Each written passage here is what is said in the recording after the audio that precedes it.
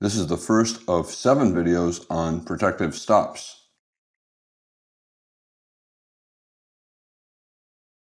I'll begin by answering the obvious question, why use stops?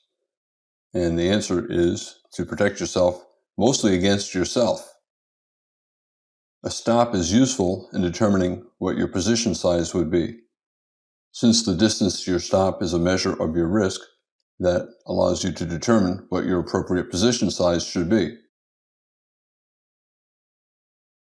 Experienced traders always have protective stops in the market, not just in their heads.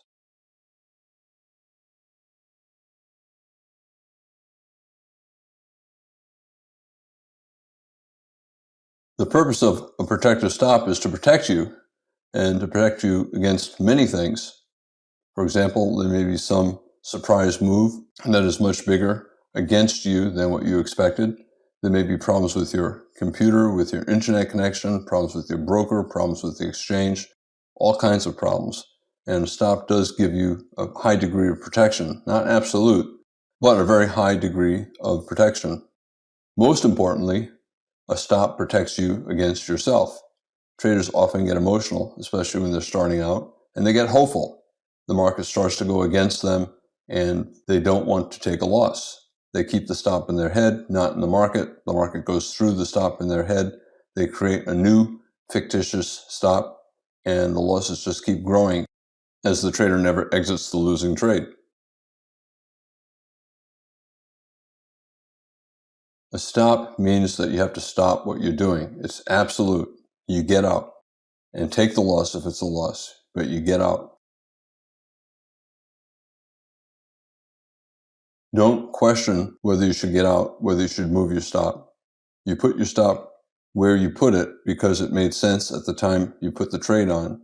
And if the market's going against you and you're now questioning whether your stop is in the correct place, you're probably getting emotional. And that's the very thing the stop is designed to prevent. It's designed to prevent you from allowing emotions to influence your decisions. So let your stop be hit if it's going to be hit, and don't move it. Simply get out and wait for the next signal, knowing that losing is part of trading, and the protective stop keeps you from losing too much.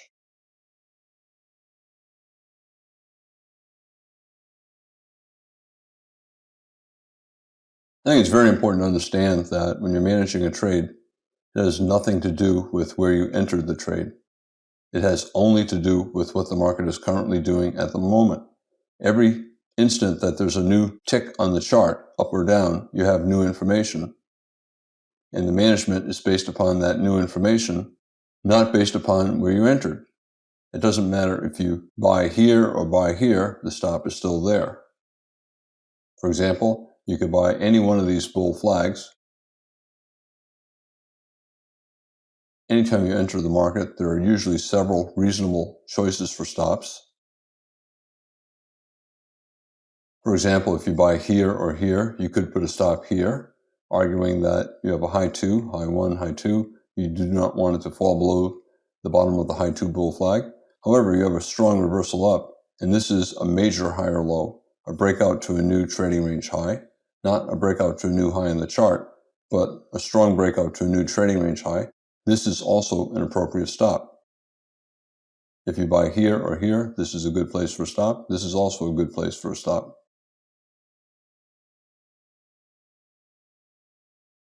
Let's say the market started to go up and you're at this point, or if you buy here, most traders would put their stop below this low. This is a major high or low. We have a strong breakout and a new high. Anyone who is holding along after this breakout takes place, he would have his stop here. It doesn't matter if you bought here, or if you bought here. At this point, the stop for all of those traders probably is going to be right here. Again, it doesn't matter where you buy. Stop placement is determined by what the market is currently doing. And once you've had a strong breakout to a new high in a bullish channel, it's usually better to put your stop below that low. After this strong breakout and follow through, if the market falls below that low, then your premise of a bullish channel is probably no longer valid. The market then would either be in a trading range or possibly even in a bear trend.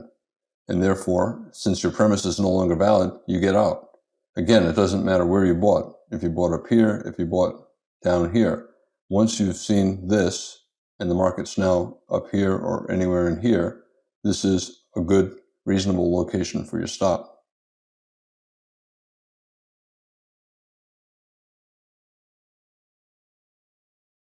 We have a higher low major trend reversal, bear trend, bull breakout, higher low. You can also call it a head and shoulders bottom. We have a breakout, 50% pullback, a strong breakout, 2 legs down, 1, 2, second entry buy. You can call it a wedge, 3 pushes down, high 1, high 2, high 3.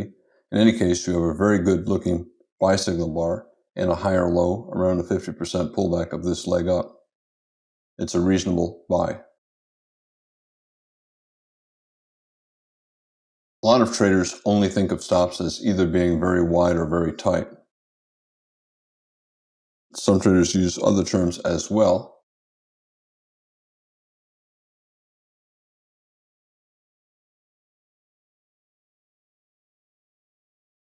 For example, a trader buying above here, he could put a stop here, which is fairly tight. I would call that a price action stop. You're placing the stop based upon the current price action. You have a wedge bull flag, a high 2 at the second entry buy, a very strong bull signal bar. That's a reasonable place to put your stop based upon the current price action. So is this. This is a major higher low, a break to a new high above this high, and a strong rally. The market should not fall below this low if it's in a bull trend. If it falls below this low, then the market's not in a bull trend. It's either in a trading range or possibly a bear trend. Some traders like to use a money stop. For example, they might use a stop that is 10 ticks below their entry price or 10 pips below their entry price in a Forex trade, or maybe $100 below their entry, maybe 10 pips below or 10 ticks below the low of the signal bar. Some traders will look to scale in below. But anyway, the point is a money stop is based upon the number of ticks or pips or a dollar amount rather than simply based upon the price action.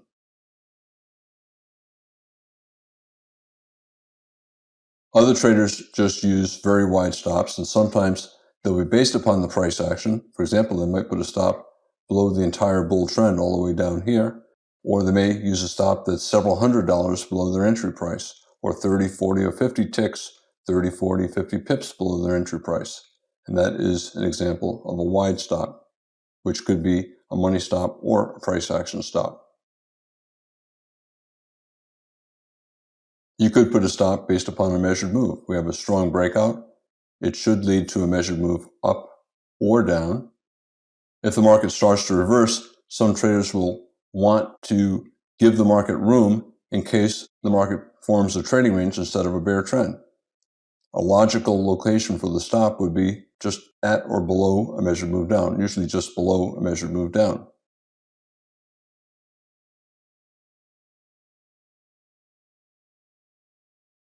Once the market starts to go your way, you raise your stop in a bull trend, and that is called a trailing stop. If your stop was initially here, and then we got a breakout here, a lot of traders will put their stop below the most recent major higher low, which is right here. That's called trailing the stop up. After every strong breakout to a new high, raise the stop to below the bottom of that major higher low.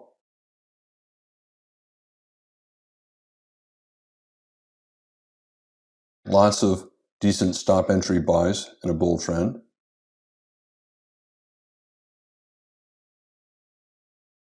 Most experienced traders will get out below the bottom of the most recent major higher low. Is this a major higher low here? I don't know. The breakout's not all that strong. Here we have a decent bull bar, decent follow through, and then additional follow through. This is, I think, a fairly important price, as is this and as is this. These are all major higher lows here, here, and here. Most bulls, no matter where they bought, if they were still long up here and we had this surprise bar, they would have a stop below this bar and they would get out right here.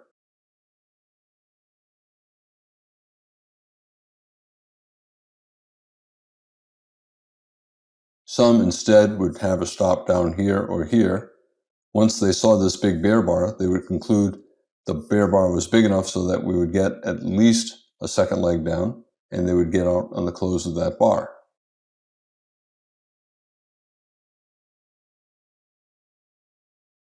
We have a spike and a pullback and then a channel.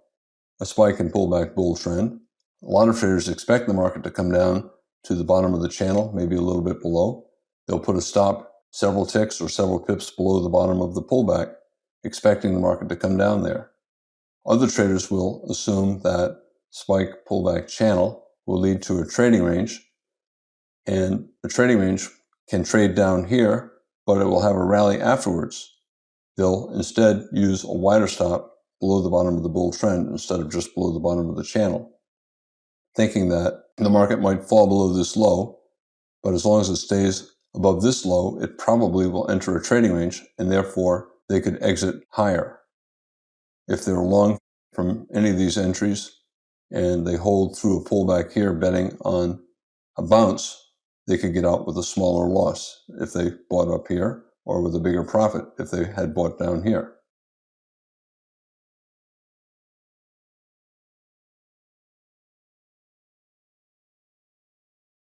Everyone is naturally very hopeful, very understanding, and very forgiving, and they assume that the market will behave consistent with those feelings. But that's not the way markets work.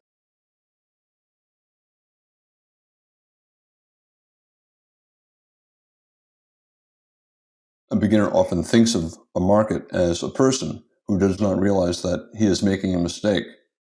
I think it's natural for a beginner to think of the market as a person. In every other aspect of life, you're interacting with people, and now you're interacting with the market. You tend to personalize the market and think of it as a person. And a beginner, when he sees something like this, thinks the person, the market, is making a mistake, but he does not realize what a terrible mistake he's making. People tend to be forgiving, and a beginner has a natural inclination to give the market a chance to fix its mistake, redeem itself, and become a good person again. Maybe he'll look at this as a bear trap, a failed bear breakout. He'll come up with all kinds of reasons to deny that this is real.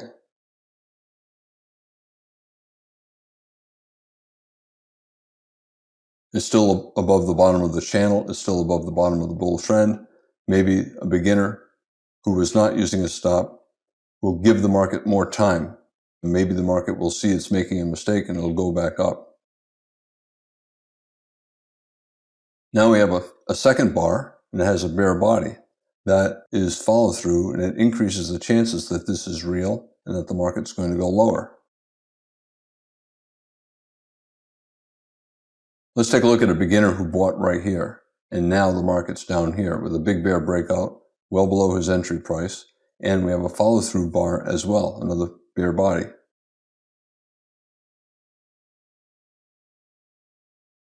The beginner does not want to exit a trade too early because he'll feel like a loser, and he knows that experienced traders are making money all day long. The beginner starts thinking about the personality traits of good traders: discipline, they're positive, they don't worry about losses. The beginner wants to think like a winner.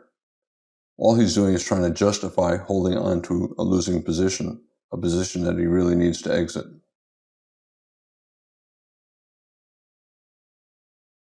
He doesn't want to look at this as a reversal with follow-through, and he doesn't want to believe that the market now favors the bears, the probability favors the bears. He just simply denies what's in front of him. We have a spike pullback channel, we have a huge bear breakout, and a follow-through bar.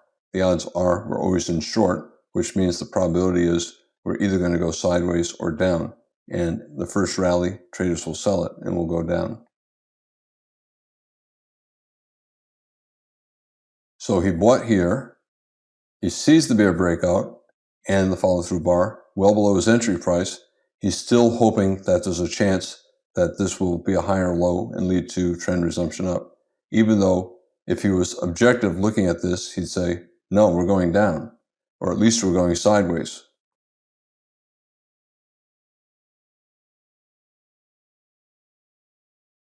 People want to be virtuous. Again, they want to personify the market. They want to think of the market as a person, and the beginner wants to allow the market to fix its bad behavior. The beginner wants to be forgiving because being forgiving is virtuous, and he wants to see himself as a good person.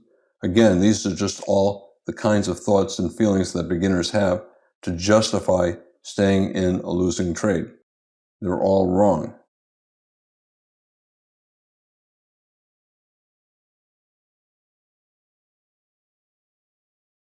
At any given instant, there's always a reason to be long, and there's always a reason to be short. But sometimes one side has a terrible probability, a very low probability of success. The beginner who bought up here and now is sitting with a loss, he wants to pretend that he's being objective and that he's analyzing this just the way any professional trader would look at it. He comes up with all kinds of plausible reasons to justify his staying long.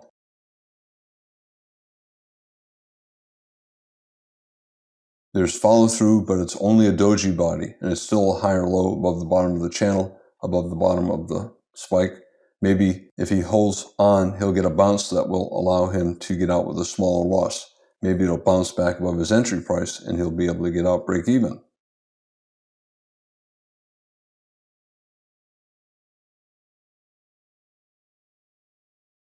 The beginner is going to come up with every possible thing that he can conceive of to avoid thinking about the real reason why he's holding long when the market's clearly bearish.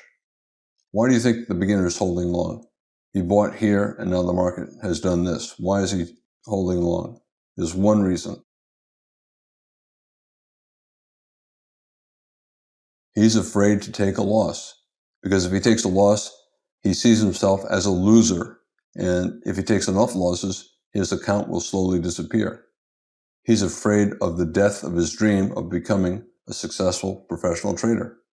That is the fundamental issue. And he's coming up with all kinds of reasons to avoid that thought, but that is his thought. He's afraid of death, the death of his dream. He's got to get over it. When you trade, you're going to lose. You're going to lose some of the time, and as you get better, you lose less often, and your losses become smaller. But even experienced traders are going to lose some of the time. And you can't dwell on the losses. You have to make the correct management decisions, and you have to rely on your stop.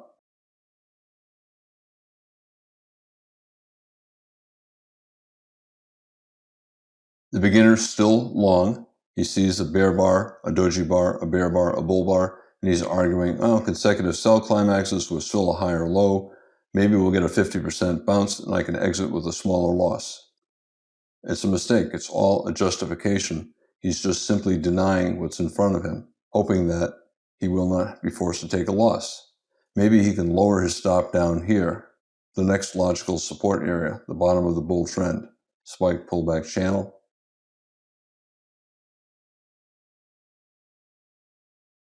He's thinking calmly that, okay, I want to stay objective. I want to think about this the way the pros would think about it.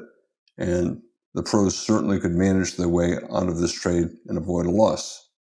But that's not true. Pros take losses when the market is going against them and their premise is no longer valid. We take our losses.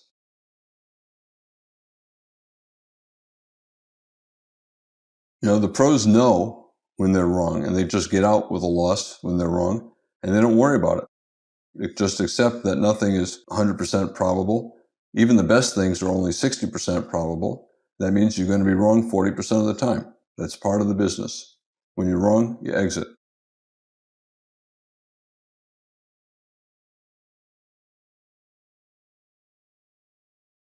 Now we've had a breakout to a new low of the day, 4 consecutive bear bars here, consecutive sell climaxes.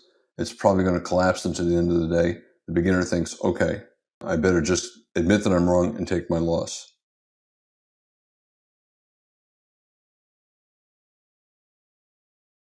He thinks he traded just like a pro. He gave the market room. This is just one of those situations that even an experienced trader would lose money. And he finally ends up taking his loss on the breakout to a new low. We're clearly in a strong bear trend.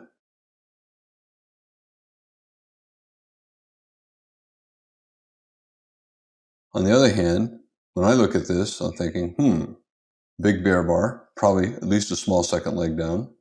Another big bear bar, looks like probably a little bit lower, but now we have consecutive sell climaxes here, here, a 2-bar sell climax here, another sell climax here, and look at the follow through, a doji, a bull bar, a bull bar. This looks like a bear leg in what will become a trading range. So we'll probably bounce soon. Also, it's an expanding triangle, low, low, lower. Not a good shape, but still an expanding triangle. And it's also possibly a breakout below a developing trading range.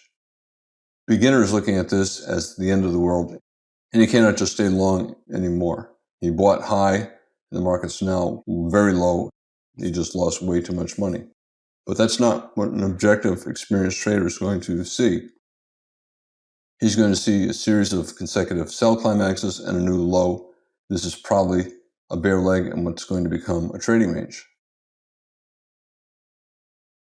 And therefore, traders are expecting 10 bars, 2 legs up pretty soon, and they're starting to look to buy.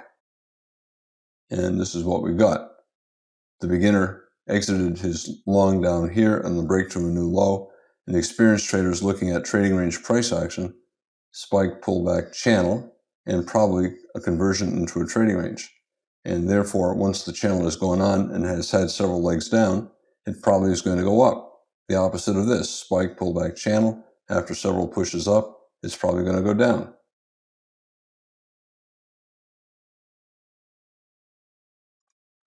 No one left to sell at this price, and the weak bulls finally gave up. The bulls who bought all through here and did not get out when the market told them they were wrong, they finally give up. The strong bulls are never going to give up. They're going to hold and buy more as the market goes down. The bears who did sell up here or through here are expecting the market to bounce soon as well, and they're taking profits. So the strong bears are taking profits. They want to sell higher. No one left to sell at this price, and the result is a rally.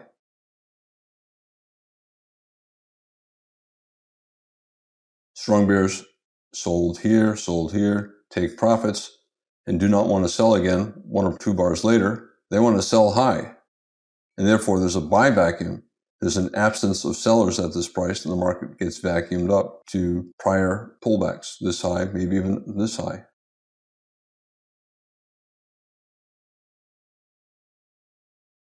Spike channel down, consecutive sell climaxes. Probably we're going to get 10 bars, 2 legs sideways to up, maybe more.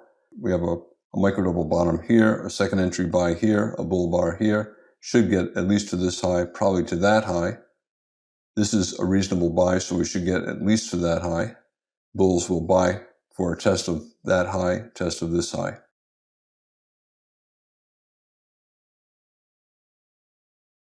Where you put your stop determines how much money you're going to risk. The amount of money that you're willing to risk always determines how big a position you should take. You never want to risk more on any trade than you would on any other trade.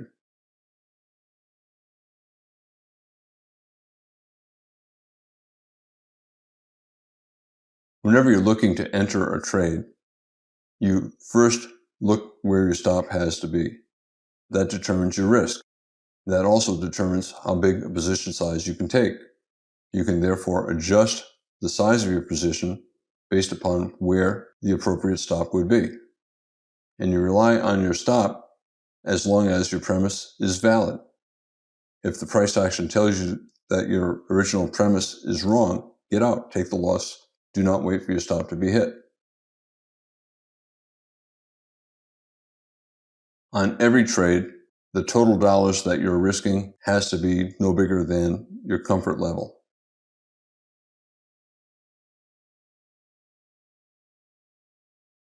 If you're thinking too much about the size of how much you can lose on a trade, you're not going to trade properly, you're not going to manage the trade properly, and you're going to lose money. You cannot be thinking about money, and therefore you have to trade small. You should always trade the I don't care size. Trade small enough so you really don't care very much if you lose. That way there, you can manage the trade properly and make objective decisions and do what those decisions tell you to do. For example, if you buy here a bull flag, bull breakout, a wedge bull flag, high 1, high 2, high 3, a good place for a stop is either right below the bottom of the wedge or below the bottom of the most recent bull breakout, a major high or low. The risk is from your entry price to the stop. That's your initial risk at least. And let's assume this is your average risk. Let's say this is as much as you're willing to risk on any trade. If this is your average position size and this is your average risk, you're buying in a strong bull trend. The probability is that the market's going to reward you with a profit that is at least as big as your risk. If you're buying here and this is a logical stop, 60% chance the market's going to go up that same distance before it gets to your stop. Because the probability is high, you can take a reward that's equal to 1 times your risk and still have a good trader's equation. The math makes sense. We're buying here, using the appropriate stop, and then taking partial or full profits at that same distance up. It's more likely that the market's going to go that distance up before it goes that distance down. And therefore, exiting with a reward equal to your risk makes sense.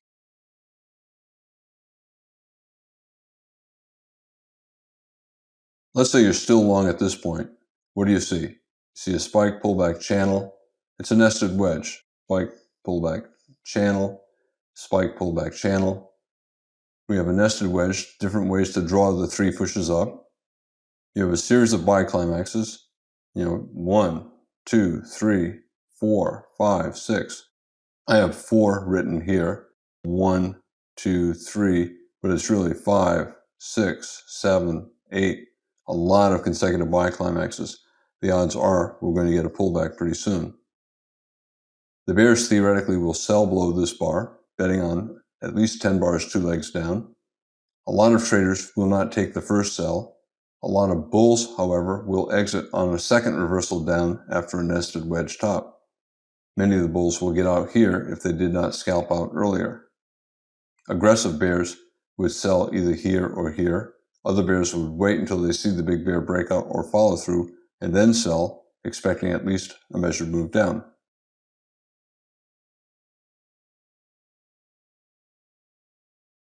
Again, some bears will see the big bear breakout, see the bear bar on the next bar, and then sell the close, expecting a measured move down. If you take that short, your stop at a minimum is above the top of the bear breakout, the bear reversal, the bear sell climax, whatever you want to call it, or above the top of the bear trend.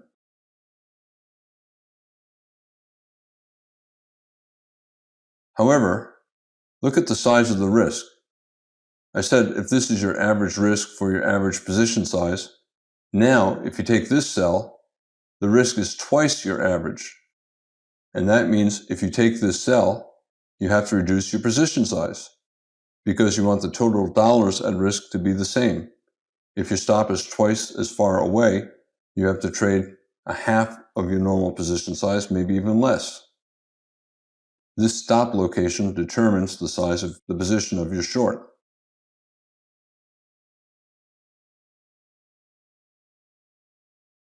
Strong bear breakout and follow through, 60% probability you're going to get a measured move down based upon the distance to your stop. 60% chance if you sell here, the market is going to go down here, this distance, before it goes up here. Because it's a 60% probability of reaching a reward equal to your risk, you can take all of your position off or part of your position off at 1 times your initial risk. This is the distance. Here's the same distance, a reasonable location to take profits. And you can see a lot of traders did take profits here.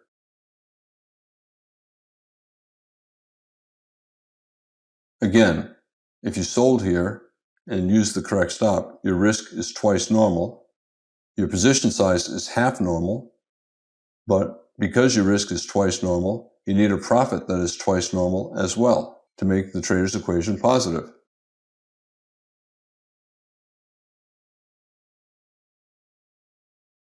I talked about the reason why traders use stops. Protective stops are to protect you against anything unexpected. And if you're a beginner, they're very useful to protect you against yourself. The stop's location determines how much you have at risk, and that determines your position size. If the stop is twice as far away as you normally have it, you have to trade a position that is half of your normal size. I'm Al Brooks. Thank you for watching the Brooks Trading course. This was the first of 7 videos on protective stops.